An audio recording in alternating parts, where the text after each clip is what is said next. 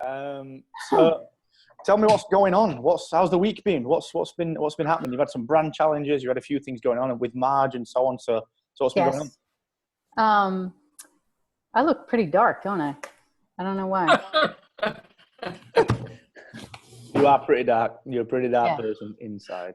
Not inside. I glow inside. So I was at Heroic Public Speaking Live last week, and they announced that that's going to be the last one ever. They're not doing it anymore. So that was kind of a bummer. And since I'm still dark. I don't know why. Since I had done it before, they put you on a graduate track, and it wasn't the same experience. The quality of the material was great. It just wasn't the same experience with people because some had already gone the grad track training with Michael Port and Amy Port. So they were kind of keeping to themselves. They weren't open like last year when you go for the first time. And the option is to pay like $36,000 to work with them. So I'm not there. But their workshops are great. I'm sad to see it go. And I was a little bummed that people weren't as open. They kind of formed their little tribes already. And my brand stuff fell apart. Had to fire my niece. And it was a mutual thing. I think she finally said, I don't think I'm grasping your concept. And I said, I agree. So the woman who I originally wanted is reconsidering working with me, but she hasn't gotten back to me yet. Mark, I sent you a message too. Mm-hmm. And also I reached out to a former student who did work for me like 20 years ago, but she's way high up in Bank of America in their internal ad agency. Like she's the executive of that. So she's pretty busy. Mm-hmm. And I've been meeting with Marge Schiller, who is a global thought leader in appreciative inquiry. And we're developing some programming for an appreciative mindset for parents. And she is really down with it. So we're working on some workshops and deciding how else we want to play together. And it's been fantastic. I look forward to every meeting. She's 80 years old, a global leader, and doesn't want to be considered my mentor. She wants to be my learning partner. And she's brilliant and kind. So that's where I am. I'm going to be starting over with the branding, and that's okay because I really want to get it right. The other thing I have that's an update is the Wellness Wednesday. I haven't been here much for it, so I will be there Wednesday. And unfortunately, they've kind of attached my name to it and their own description, which doesn't match what I wanted to offer. So I'll be revisiting that. So that's it, I think. Okay, that's a good week, really. I mean, the progress with Marge, I know it's not on the surface good that you've had the brand issues with Kirsten, but ultimately it's better than investing in something that's not going to last or that's not going to work. So even though it's a bit of a problem right now, it's probably a positive in the long term because you'll get something better out of it. I agree. And I felt really good that it was mutual. She led that discussion because when she sent me the last batch of logos, I was like, ah. And everything I see is using a hand. So I need to do something different so I stand out. Yeah. One of the things that I'd mention with that as well, most people, and even designers, that get branding wrong, they'll give you 3 or 4 or 2 or 10 or 20 versions of a logo. That's really not the way to do it. Because what happens then is that you start basing things on aesthetic, on visual. The best way to develop a brand is to just have one concept. Yes. And to just literally take and not deliver a logo, but to deliver the entire brand of this thing. And deliver how it's going to be applied, how it's going to be used, what it's going to look like on a podcast cover, how it's going to work if your logo is not present, what's the image style. Because typically what you'll do is otherwise you just go, I like that logo, and then I like that, or I like this part of that logo and this part of that, and we'll mix and match, and that's a really not a good way of doing it. Oh, thanks for that. So I think I need further direction in that, because I'm just looking at aesthetics, and I'm also giving the directives that you've offered, as far as the favicon, right? That am I saying it right? Well, So it's normally the designer that kind of gets that wrong, and that's often the difference between working with someone that's used to designing brand and someone that is a designer of, you know, like print and even web stuff. okay. You know, a brand designer is very, very different, because conceptually it's very different. Like if you were to just take this logo without that, like what is that? It's silly. Looks like the Partridge Family. Yeah, exactly. It doesn't really do anything. It's silly. But when you apply it to everything that it's going to be working against, the dots, the color scheme, the typography, the way it's working, you're developing the brand and not the logo. The logo is just one tiny part of it, and it really can be a very, very tiny part. The best example of that is obviously Apple. You know, they don't even often, very, very often, they don't even use the apple. They'll just use the word in their typography and with their color scheme and their kerning and their line spacing and everything that goes into it. So that's the big difference. It's a very common thing. You're not alone in that. And it's often not how you're briefing that's the problem. It's usually the designer. Okay. Because they feel like to over-deliver, they've got to give 3 concepts, which just doesn't work. Yeah.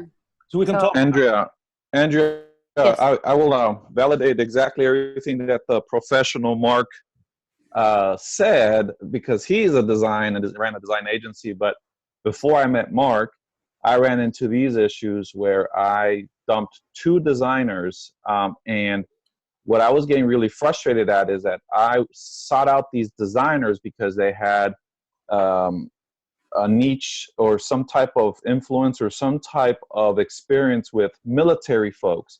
But everything that I was getting from them was a military boot or a helmet or a gun, or I mean, it was just something about that. And I finally said, all right, this is not working. And I really wanted it to work because I invested a lot of time. I felt like pouring my heart out to these guys. And I did it twice. And by the 3rd time, I was like worn out. And I said, man, I'm not doing this anymore.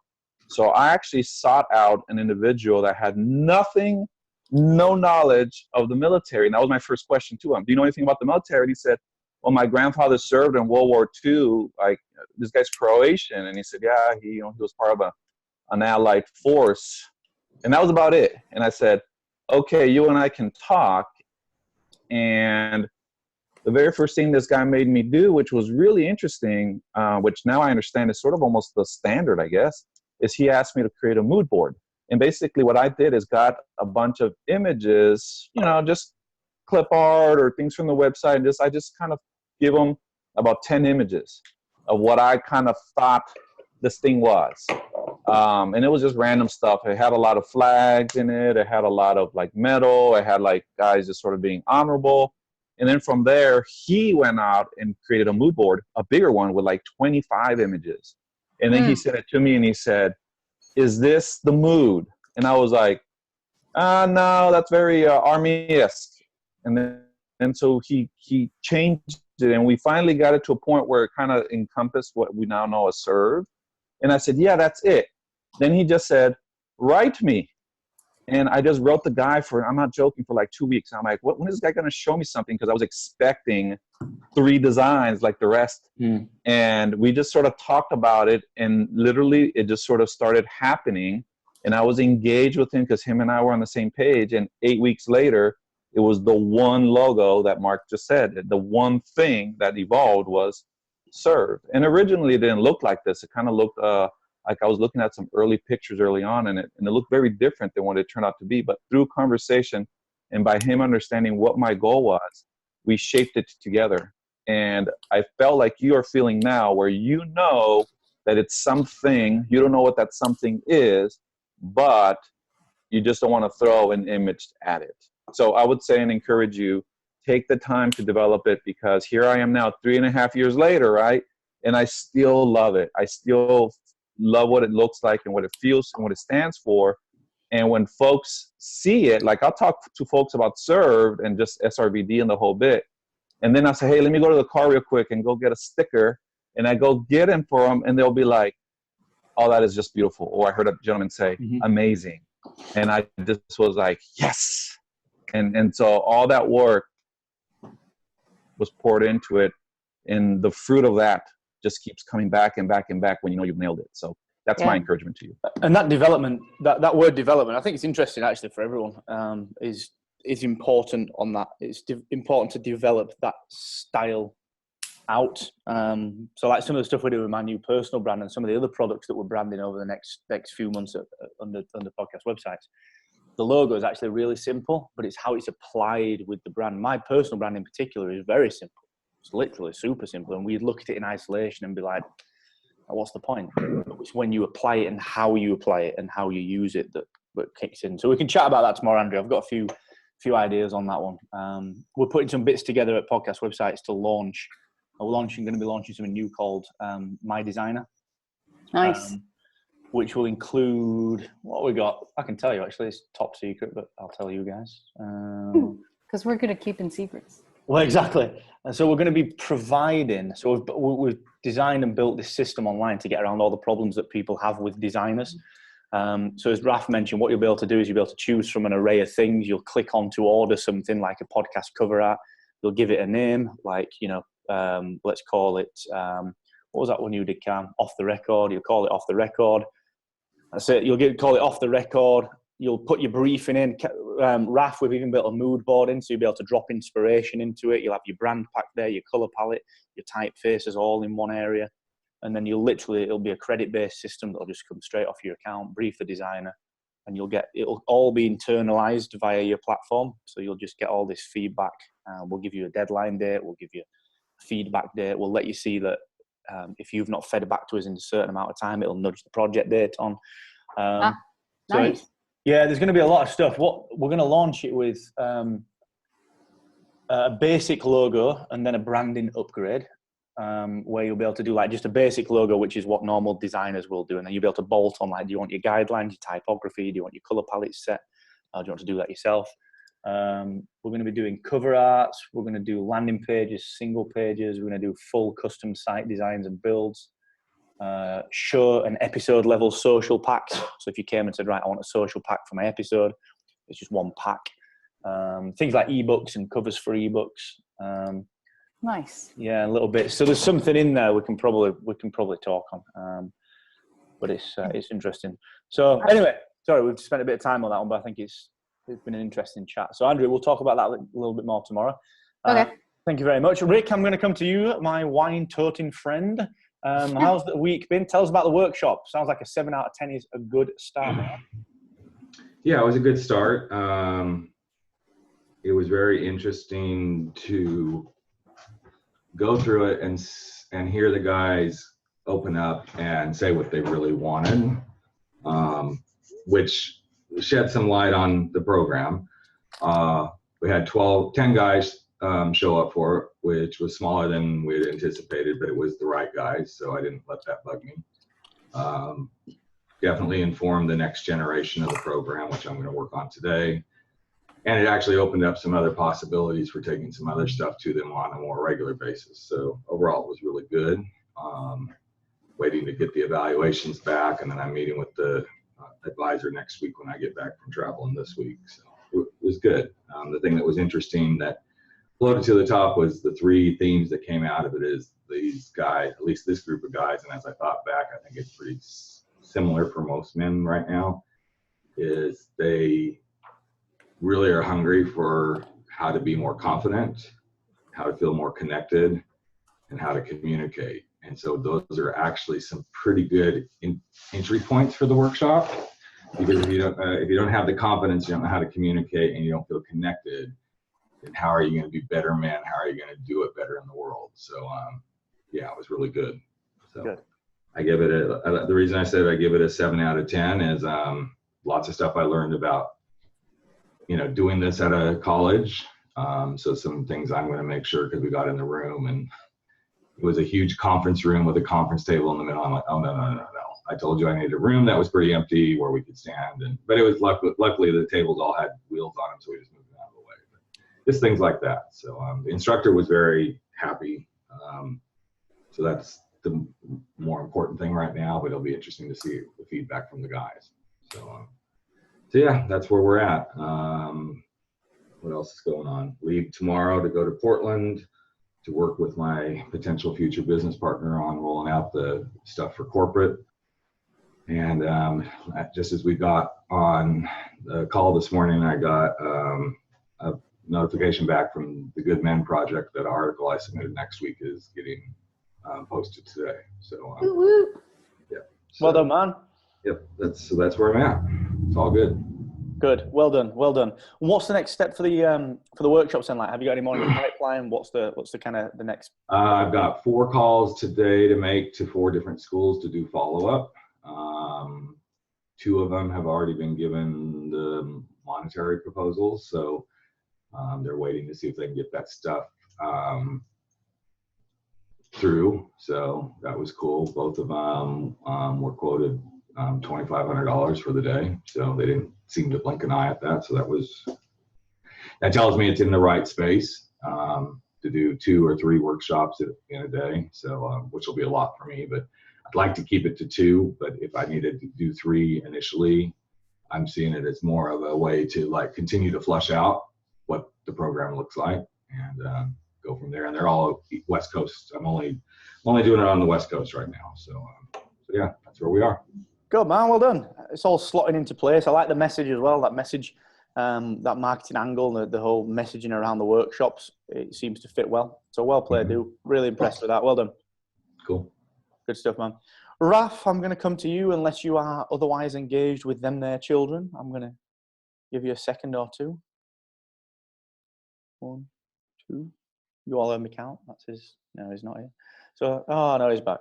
Yeah. It's of course when you're up and all of a sudden like the buttons don't work and you're like work. So what's going on, man? Anyways, my biggest win, as y'all can visually see, is that I am beardless. I have crossed that valley, and it's that's really not Raf. We don't care about that. What we care about is, did you take the job? That's what we care about. You know what? So I got the interview. Andrea, you weren't here last week, but I got an opportunity that presented itself unexpectedly, and it would fund, served, and be just not game changer, be life changing. And so I had the interview last week with the VP, and I let Mark know in via Slack that it was a rather very different interview, and I'm just chalking it up that the guy was just an engineer. He was the VP of engineering, and the guy just didn't have personality, maybe. I don't know. It was very different. It was 35 minutes long and basically 3 real questions in those 35 minutes. And every time I answered the question, he just said, oh, okay. And so I'm waiting for like the next, like, all right, we're going to roll into it, and nothing. And it just, bloop. And so, of course, I tried, well, these are my skill sets. And then he'd be like, oh, okay. So I don't know. It was very different. It wasn't great. And it wasn't like I bombed it. So we'll see. I don't know if it was a formality. Like he just wanted to make sure I'm not some crazy guy like Mark without a beard and a mustache. But anyways, well, the win is actually that we shaved the beard on the day before the interview. They brought it forward. It was supposed to have been like on Thursday, Wednesday, but they called on Monday and said, can you do it tomorrow? And so I had to really ramp up this whole beard thing. And the beard thing was actually for Served, part of what Served. And so on October 1st, Monday, we shaved the beard, and then we actually did a Facebook Live on it. So I set up 4 cameras, did a Facebook Live, and very interestingly enough, it's gotten like over 300 views. Like it's just, and I've only opened up to friends, and I think I have 310 friends. So I'm like 10 friends away from everybody in my friend list to watch it. So it's really crazy for me that this beard shaving thing attracted so much attention. So I talk about Served on there. Now people are like, really? What is this thing you're doing Served? So I kind of threw a little appetizer out there. So that was really cool. That was a huge win. Ethan participated. So everybody was like, man, he did a really good job. And it kind of turned into like a little comedy skit. I kind of looked like Cheech. I went through like 7 different nationalities. I looked like Cheech Marin. At one point, I looked like a Mexican politician. Anyways, it was just a funny thing. Did you get a second interview? Well, so I did. So technically, this was my second interview because I got a pre-interview over the phone last week after we talked, and so it's kind of been radio silent. So what I told Mark is that I actually wrote an email to the VP on Friday, and because of this group, and you know how I tell you guys that this is like my well, I was bold enough to talk to the VP very directly, and at the very end, I ended it with, "Give me the shot. I will not disappoint." So I felt very emboldened to give that ask. And then I dropped in the mail on Friday 4 thank you cards to everybody that I've interacted in the company. So everyone from the receptionist to the recruiter to the pre-interview person over the phone and to the VP. And so basically, I'd never done that before, but this time I felt, this is worth all that. And after all this, if I don't get a call back, it just wasn't meant to be. But the exercise in itself has really, really emboldened me. It's really made me really change my mindset. I'm rocking this thing called Served. And if that opportunity doesn't go, then I'm focusing laser into Served, because what Served is going to offer me is going to be a taste of what that lifestyle was going to offer me via that job. Does that make sense? Yeah. Hey, did you get a dog? I didn't get a dog. The dog process is a very long process, but in making contact with them, we are now in conversations. And so they want me to apply for one. And at this point, I'm like, let's just keep having conversations and move forward. Well, Hang on a second. I can say ours has transformed our house. Into a chewed up dog bed. No, she's brought so much joy. They do. She's amazing. Yeah. She's really good. Well, so I attended the ceremony last week, Andrea, and it went well. The connections were really cool. And I name dropped them at the Facebook Live that I was doing because I was wearing their pin. And that just felt really neat to bring in a nonprofit. I guess you can see a little bit of the analytics via Facebook.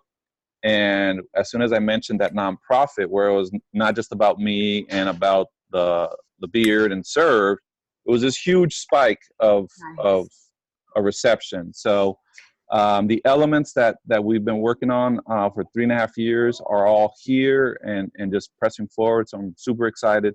And that's it. So the job, it was an opportunity. It was a blip. If it happens, great. If it doesn't, that's great too. I feel like I put my best foot forward. So this is the cool thing about it. October the 1st marked the 1-year month, because I started the beard thing October 17th of 2017. So I made it for a full year. So that's really cool. But I didn't even realize this. October the 3rd marked the 4th year that I retired from the Air Force. Oh, wow. Yes. So the beard story that I was telling is that this beard thing took me 4 years to grow. And almost to the day, it happened where I was able to shave the beard. And so it's all really cool. I'm bringing it together. The piece that I'm writing for that is called Breaking Through the Wall. And it's that mental wall and that mental barrier that we hit. So I got that going. So anyways, it's all kind of lining up. It's just sort of like Mark says, get it done. Get it. Just sit down and knock it out. And so I verbally announced that November it was the launch. So I have now set I always set soft deadlines. This is a really, really strong, hard deadline. So I found visuals. I went onto a site that Mark taught me to look for free visuals. Oh, yeah. Stock art, basically. Yep. Mm-hmm. And anyways, it's happening. So I'm really excited. Yeah, psych. That's awesome. Good, man. Yeah. Well done. That's good news. Good mindset as well to be in, which is good. Totally different, which is nice. Well played, my man. Yeah. So you read the email, Mark. Was it acceptable? Was I kind of or what? I mean, what are your thoughts if you would have done that? I think you've gone down the right path for you. I think you've got a lot of other stuff going on, and I think I don't think you could have arrived at any other place because of everything else that you're trying to juggle. You got Served going on. You got the work. You got all the pressure from the satellite stuff going on, and you got the home life as well. So I think you've made the decisions that allow you to get what you need from each bit of it. The family being the main one. Yeah. We talked about last week, you've got to, and I think it was Calm that mentioned it, use this position, if you get that, to fuel the family life, and then to fuel the space that you need for served. So I think it's what will be on it.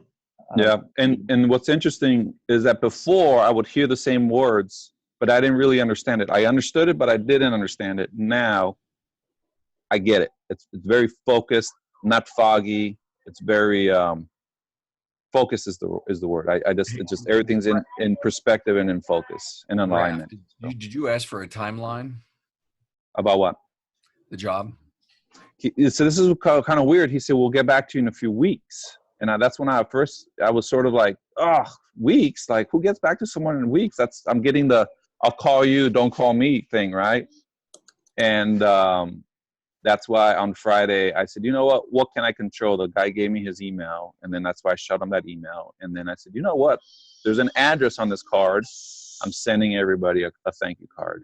And in the end, it never happens quick enough for the applicant like you, but they may have a lot in the queue ahead of you. Mm-hmm. And there's only, the HR departments are only so big, and since this is a major hire, they may have to sit around a room to make you a final candidate and then take it to the next level. So you're probably still okay. Oh, cool. Yeah. So thank you for that. But so in the end, my mindset is this, that the win, I've already won, and I'm pressing forward. And if it boomerangs around, and then we talk. And I think that this is setting me up for like what you and Rick talk about in sponsorships, right? So when you guys are going through these sponsorships, you want that win, but at the same time, it almost would feel like a big job interview, right? And as you guys have talked about it, it sort of set me in the same mindset of, if we've done what we can, and then if it boomerangs and it lands, fantastic. And if it doesn't, we just keep pressing day after day. So I have to attribute that specific to Mark, Carm, and Rick in those conversations that you guys have. Yeah, I think that's a good way to look at it, man. If c'est la vie, whatever will be. Otherwise, I think you can get into the mindset of just chasing things down. It's good that you've got the focus now on served and the security of the NASA place to not have to worry about this thing. If it happens, it's great. And I think there's you've got to be willing to lose it to be able to win it. I think that's a very interesting place that you're in at the minute. So well done, man. We'll pick that up a little bit more tomorrow. Yeah, thank you guys. Cool, dude. And Calm, last but not least, I'm going to come to you, man. How are things? How's Rick doing? How's Repair Pal? How's everything else going on with Apex? What's happening? God almighty. It's just a basket full of shit, isn't it? Rick had a really bad morning. Really bad. I know. And I don't even want to talk about it because I don't even want to talk about it. Wow. Must be bad. Just he's sending wrong emails to the wrong people, wrong dates, wrong time. And anyway, so I had this great meeting with Napa last week. Remember, Napa wants me to be part of their 2020 Expo, and we signed an NDA, and I had a meeting with three of their people, the top dog and two of this guy's support people, and we spent an hour, and it was a really, really good meeting.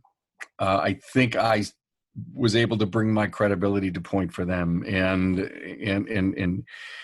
look at what they did a few years ago and make some great suggestions. And they kept going, So I think I was really making some headwind with them. So near the end of the show, my whole objective during that meeting was to get them to say yes to me presenting them a proposal for sponsorship of the show. Knowing that Federal Mogul just merged, they were just bought out on October 1st, and speaking to them, saying, "Hey, listen, if you could find someone, I'll split the show. We're not sure if my new company is going to say yes."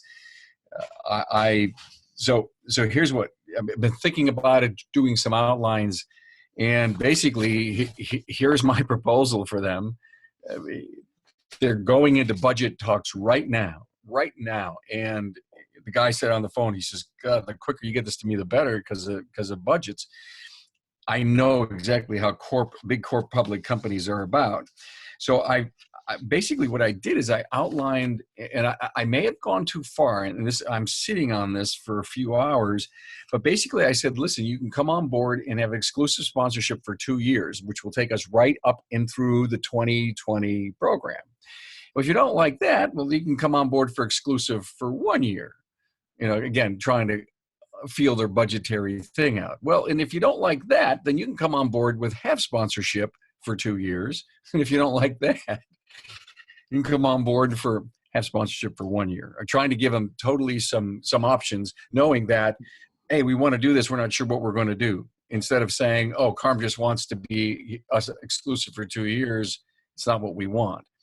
And then, of course, the fifth option was, listen, here's what I want per hour. I'll consult with you. I'll bring the studio. Here's what it's going to cost. If you don't want anything to do with the shows, but you want a piece of me for the next year and a half, let's do it. And so I'm so close to double checking this, reading it again, doing some edits. And, again, less is more. So I'm trying to take out as much as I possibly can. After you sit and write your ass off, you figure you've puked up everything you possibly would want to say. Then you have to unpuke it. Yeah. Editing is definitely the talented bit. So I'm working on the unpuked part. So it was a really big win. Challenges is I owe Mark a BHAG'd business plan tomorrow, and I haven't done one friggin' thing because I've been so working on all these other projects. And I'm also going away this weekend for a 1-day show. I did it last year. Bring the studio. It's at a community college, and it's like 300 or 400 people. I know so many people there. And again, I'm ready. The scheduling of the interviews for that very limited time is upon me, and the scheduling of the Apex interviews and people wanting a piece of that. It's amazing how people coming out of the woodwork that want an interview with me at Apex. And, I've got so many other things planned. So those are simply enough what's on the plate. And of course, producing some shows and all the other stuff. All the stuff that keeps the mill ticking over. I get that. That's interesting with the proposal as well. I think you're in the right park with just give them something.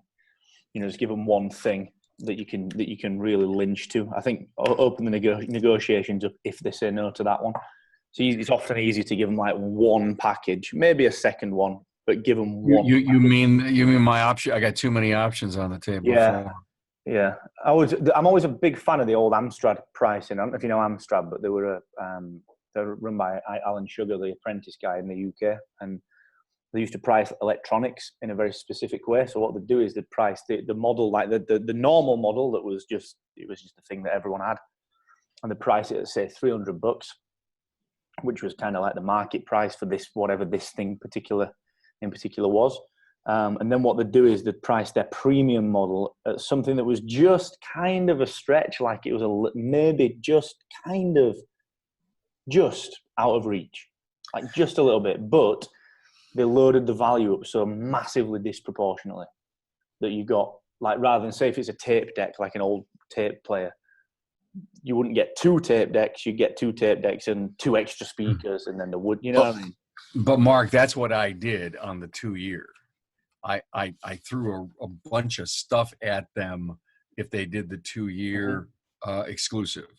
That I would go out and be at 2 of their sales meetings. All I do is pay to get me there. It's included. Yeah. So I included some stuff in the big package that I know that they had interest in, and how I priced it and what I offered. So yeah, give them the 2. I think you're right. And maybe what I really should do is just calm this down from a 2-year thing to just remove the 2 year programs and go with the 1 year, because no, don't. I wouldn't do that. I'd go ballsy on that. Oh, go ballsy on the 2? Mm-hmm. I would give them the 1 year as the baseline, and then I'd just stack the value and give them a discount, and you know what I'm talking about, a relation relationally based discount. Where Oh, so totally remove the shared. Just go with exclusive. Like just toss Federal and Logo right out. No. What I would do is I would give them 1 year shared, or give them 2 year exclusive. And let's say that you charge. I know these aren't the numbers, but I'll just use an example. Let's say you're going to charge $100 for the 1 year, and that's shared. Rather than charging $200 for the 2 years exclusive, charge $180. But then stack it even more, because what you're after is the security and the revenue.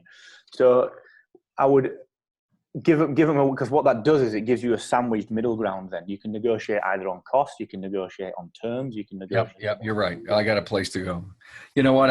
I like that. I'm glad I tossed that up to you guys. Any other comments or opinions from my team here? I can't tell if Raf's frozen or not. Yeah, damn, he looks dapper. I didn't know if he was just like, he looked frozen, but I was like, is he just being really still because he's like Navy and all that? Like, can he blend in? You look very 007-ish. You guys are funny. I'm here. I'm focused. I'm listening. I'm rolling, and y'all just clouded me, man. I can't win with y'all. No, you know, it just looks like your screen's frozen. Yeah, hey, I think you're frozen. I'm very still. I don't want to be shaken. See, I'm very still. I have my frozen arm over here. Yes, ma'am. Sorry, go on, Andrea. I was just wondering, how will you manage your assistant? Like, what does that look like? Like, are you at a place where you need to look for someone else? Or Yeah, I was 2 months ago, and he really did turn himself around. He had the baby. Right. I mean, I'm sure. And the baby had some problems, and the baby may have Downs, and they can't get the baby tested in his city. They have to fly him to another city, and they may have to wait till December because of costs and because of other things and the jobs. And so I'm here. My heart's coming out. You know, basically what I said is, I've said a bunch of things to him one-on-one 4 weeks ago in Zoom. And then the rest has been through trying to reorganize his mindset through words in Slack. And I may have to stop tomorrow morning and have a one-on-one with him. And, you know, he's right now injuring the brand, not on a very big basis, but on these one-on-ones. When the emails go out today for the Academy lesson on Friday, he sent the wrong email. He sent the Thursday email on Monday, and it fried me because he made some mistakes in MailChimp and some links that he wasn't testing links right. He spelled a couple of names wrong, and I just realized what he's doing. I basically said to him this, Andrea. I said, you are God, what were the words? You're doing a task. You're not building a brand. And I told him that my brand has come so far, so long, and I will not let you destroy it by making silly mistakes. We've set up Process Street. You know exactly what to do on the day you're supposed to do it, at the time you're supposed to do it, and all of the tools are there. Every template is set. Yeah. So do you have documentation of that? Yeah, I do. I don't necessarily. Yeah, I'm not copying and pasting everything into a big Rick's bad folder. No, but it's good to track it so that you can say, look, we've had these discussions and I'm really trying to pull for you. And my heart goes it's all in Slack. Everything's in Slack. Every time there's been a mistake, it's all been documented in Slack. Well, at least you could always take those discussions for a summary to say, look, here's the thing. I can't keep redirecting, you know, but that you want to rally for them, but you can't rally for someone who isn't rallying. I know. Yeah. And it's a hard thing. Like, honestly, I was nervous about my niece because it's family. And I have this big thing about family, but she was doing such great work and she did an amazing job for my talk. Like the images we pulled together, she really got it. But she was not, to me, it didn't look like she put the time in, because the stuff she gave me, I could have pulled off the internet and thrown together. Yeah. So Yeah, I know And she's so, capable. She's capable of way more. She just wasn't giving me that level that I need. so the last time that I had my Come to Jesus meeting with him, he really turned himself around and he started to add a ton of value and do some extra things and really lean over his skis. And, here I am getting ready to go to Apex now. I have to do a ton of production just to leave here for an entire week and work and anticipation of the week after I get back.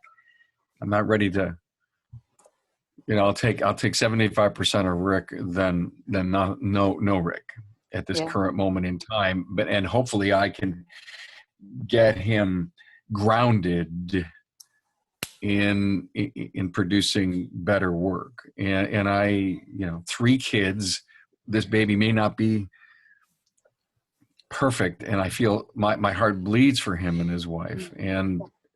But I'm not there. I don't know. I don't understand their culture, all the stuff that goes on there. I care, but I still, I'll know how bad he feels when he sends me his invoice. If he had a great week, I get it Monday morning. If he had a semi-bad week, I get it Tuesday afternoon. Yeah, I get it. Yeah, I get that as well. It's a funny one, that, Cam, because you're right about it's kind of a, hire slow, fire fast mentality, which you need. Anyone in business needs that, because it's anything that's not working has got to go quick. I know. But you're absolutely right what you're saying, that the timing is not right for that. So it's band-aiding the problems for now, and then when you get back and you got Napa and you got Apex all done, then it's sit down and figure it out, because you've got some training to do with Rick to make sure that everything rolls all right. Like the opportunities to train someone else whilst you're putting that time into Rick anyway. There is a decision to be made, but I agree. Like this week, next week is not the right time to do it. It's a difficult one, that, isn't it? Because he's like dotting the I's, crossing the T's. You know that if you just tweak, it's probably there, but you don't know how long that fix is going to last. That's the problem. It's almost like when he's good, and when he's bad, he's real bad. Yeah, it is. That is an awkward one, that. Get these other things out of the way, put the Band-Aids on, get these things done, and then it's just going to be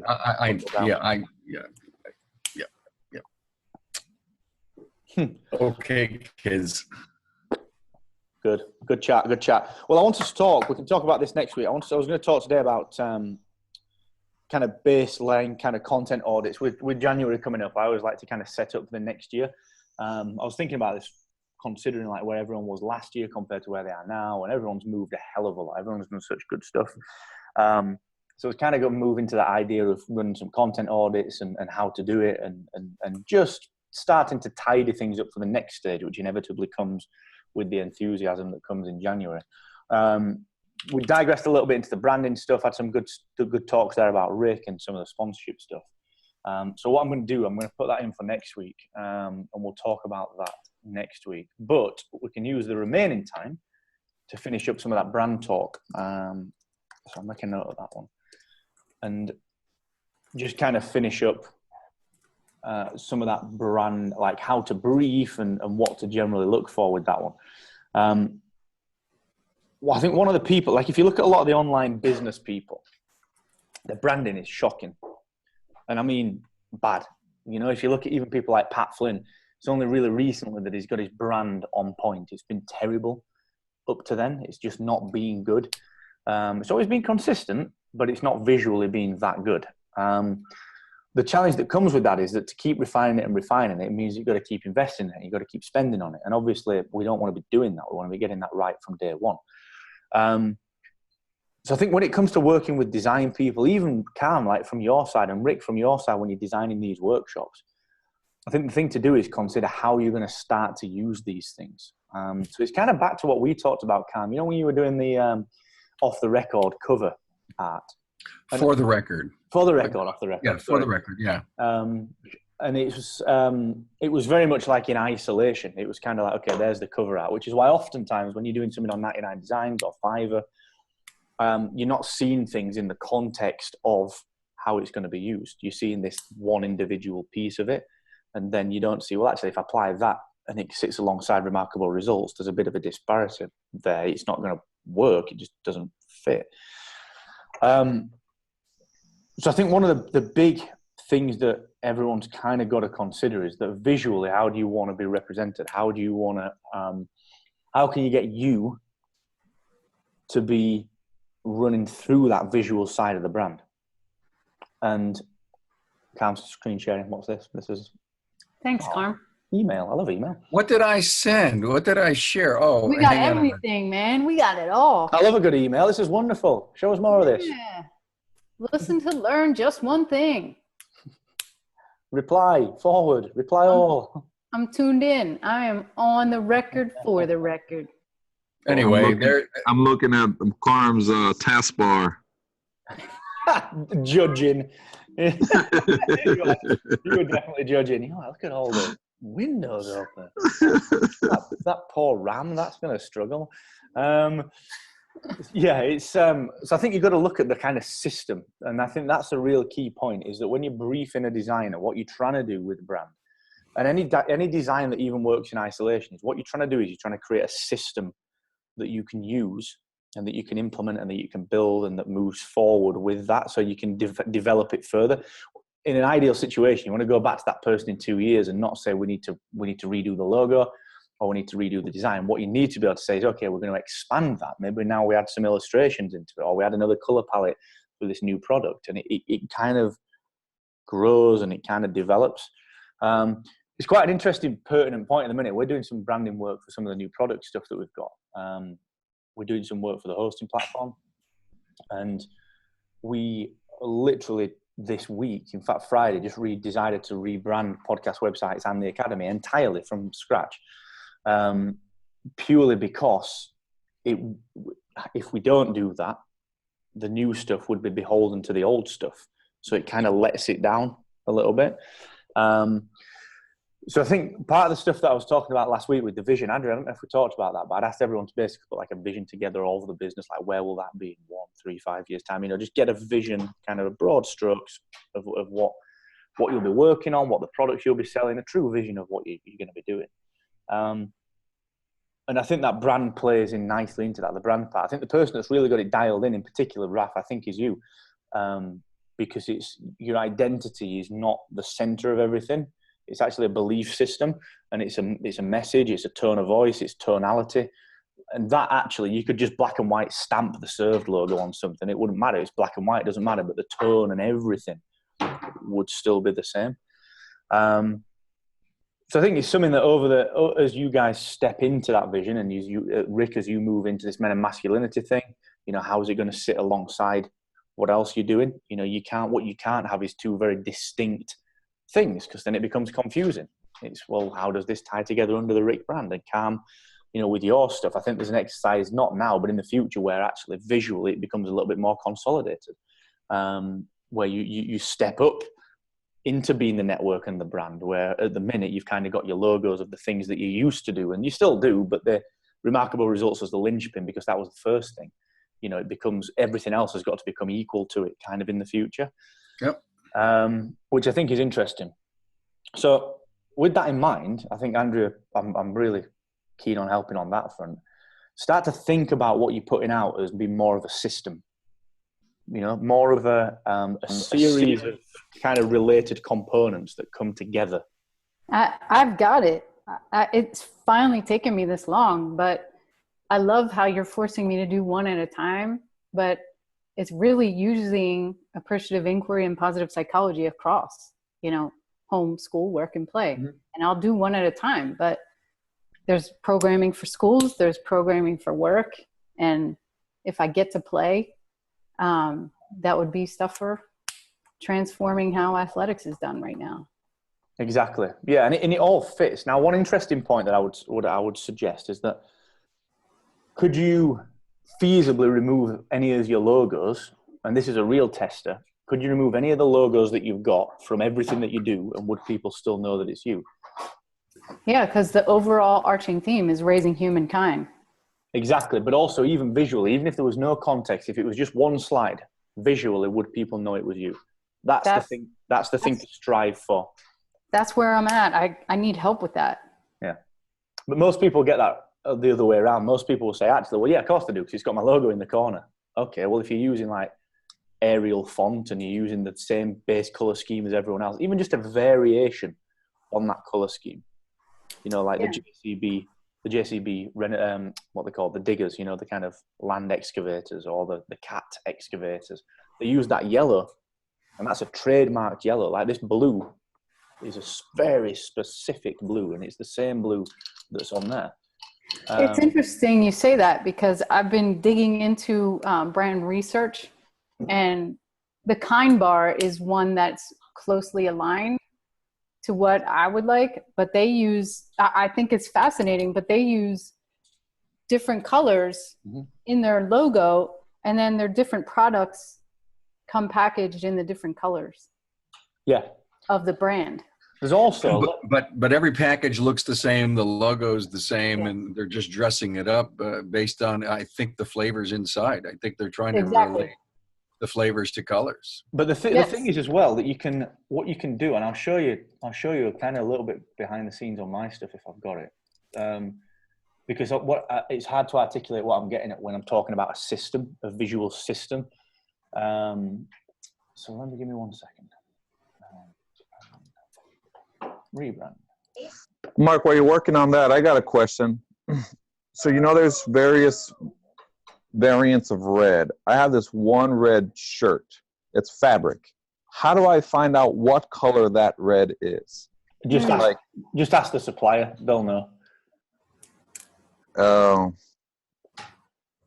No, this is like I bought this shirt a long time ago, and when I match it with all the reds that I've been playing around with Serve, like this is the red. So I was wondering if I go to a print shop and just ask them for a Pantone. Do I just sit there? Yeah, ask for a Pantone on it. Yeah. Pantone. Ooh, I'll do it. nice. I'm only showing you this because I think it'll help with understanding what I'm talking about with the system. So this is just a version 1, which is actually very close to, I think, what will end up being the final of the new stuff that we're doing for the Excellence Expected stuff. It's going to become this Mark Asquith brand. So we've developed this kind of motion piece, which is only a very small part of it. And then we've got, like, the designer Kai has basically just pulled those attributes from me.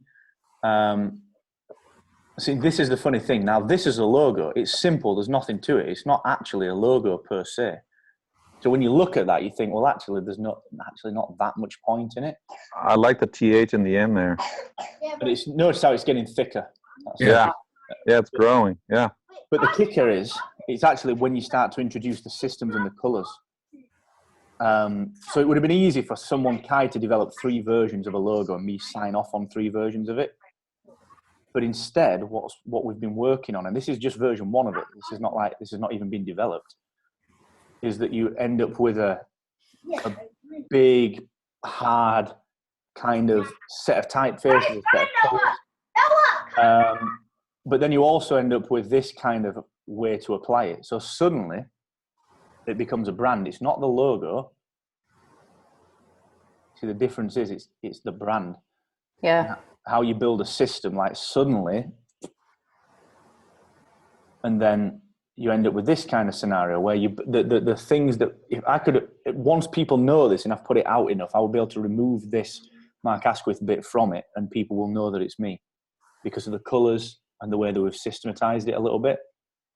You see how these are different colors, different feels, but they all feel like the same thing. Yeah. So it's not the logo. Like, look at the logo. It's simple. You know what? The Nantucket Project does this really well too. And the neighborhood program that they're doing, they've done it too. Like, they came up with these bumper stickers, and the O in neighbor up, or the I, that's the O in Nantucket Project. And they've just carried it over, but they've made different neighbor stickers. But Perfect. Like one is just white. You probably can't see it, but they've just done blue, white, and red. So I'm getting that concept. It's just a matter of articulating that to my need. And the system there is not necessarily the colors either. It's that little O, how you could apply. Yes. You could make a design out of that. You could put it on a T-shirt, a little bedraggled thing, and and you would still know that it was those guys. And Rick, actually, you're in a strong position with this because your brand is heavily based on color and typography. So if you were to go to a designer and say, actually, look, we've got these new slides, we've got this new project, Men and Masculinity, we want something that sits within this Life Uncloseted to Rick Clemens brand, all you have to do is extend that and develop a system that fits for this thing. So that might be taking the typefaces that you've got and skewing them a little bit, doing something with them, or applying a color in a different way. But it becomes something that's part of the family, as opposed to something where you're like, I just need a logo that I can put on these slides. You know, it's a subtle but huge difference. Yeah. Yeah, I've been trying to play with that. And like I said, my niece didn't get it. And the colors she gave me were like, It's not I like it, Mark. I like what you're doing. Mark, it's really, really cool because this is really cool. And I'm just like, wow, I have to walk away from the kids. So, you know how it served as SRVD? People are starting to, and I was doing it with the Instagram, right? When I was saying, hey, this veteran got served, this service member got served. That's taken a life where people are identifying to one of the 4 letters, and that's their letter. Mm-hmm. So like a person was like, hey, I'm an R, I'm a responder. Like maybe a big shirt with an R. And I was like, no, it's served. And so in my mind, I was like, no, it's the package. It's the 4 letters.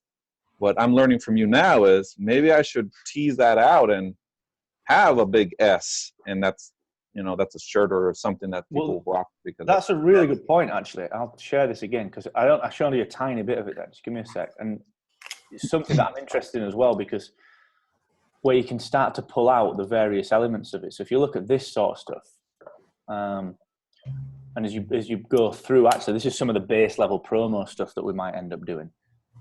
But actually, you end up with a photography style and a cover art style. But the deeper you get into it, actually, the more you can start to do this stuff. And Raf, the reason that I'm mentioning that is that you can pull these things out, and this bit in the middle is the served bit that ties it together. You know, you can start to do that kind of thing. And like, this is all very clearly the same brand, but it's totally different design. Yeah. And yours, like you said, Raf, you've got a common element here, which is the SRVD logo.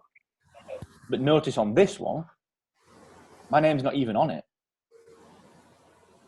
It's not even anywhere near it. And then as you move through it, so Raf in particular, that's what I was thinking about with you. You put a very specific design together, which is for the dependents or for the respondents or for the vets.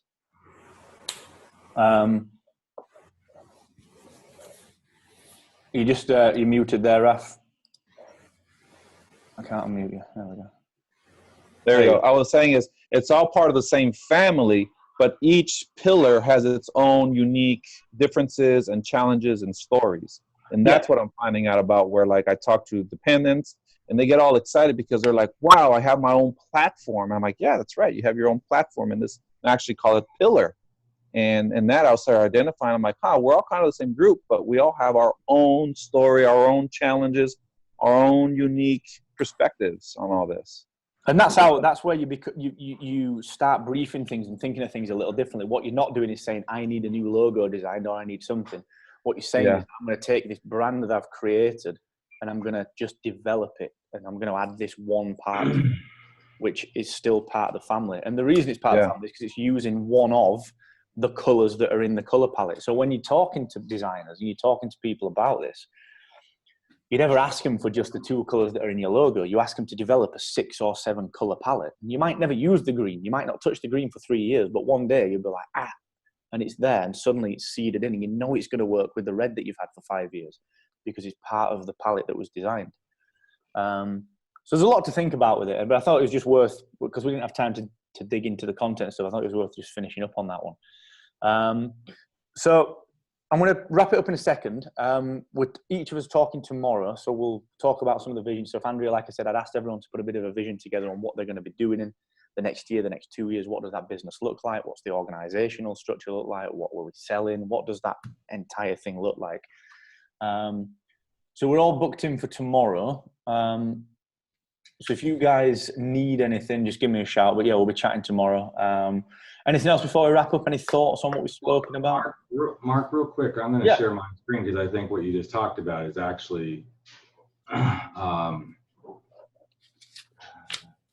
you look at what I've done with like the Word docs and stuff. See, I'm carrying the brand forward. Yeah. Everything is exactly the same. It's the same font. It's the same, bars here in the color. And all I'm doing is taking and putting whatever the branded piece is, so Men in Masculinity or Masculinity Unmasked.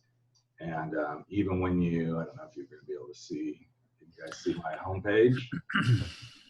If you look at these, all of those are the brand colors, but each one of those has that slightly different color scheme, so that if anybody were to see this now, which I've had a lot of people start to say, that they know, even if you took the Life Uncloseted away, they kind of know that background color and stuff is my brand. So I think that's part of what you're getting at.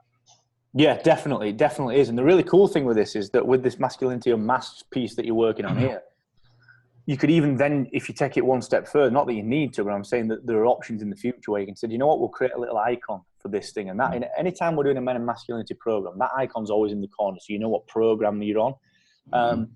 This is really, and it feels like it's unlinked, but it's linked. When I first bought my house, like 12 years ago when I was 22 or 23 or something. And I'm always one of those guys that's got like a folder for the paperwork. And it was the only thing that I owned. And in the folder, I wrote property number 1. I didn't write the house name. I didn't write anything. I wrote property number 1. The reason for that was I didn't know when. I had no idea when, but I knew that I would get more property. That was like 15 years before I'd even got anywhere near that. But I set out with the mindset of this is one part of a system, so I'm going to call it as such. And it's the same thing with a brand. Rick, you could create an icon for that, knowing that you might never create any other things that go with it. But if you do, you can create another icon in that space, and it will tie it all together. So it's kind of it's setting the baseline with the intent,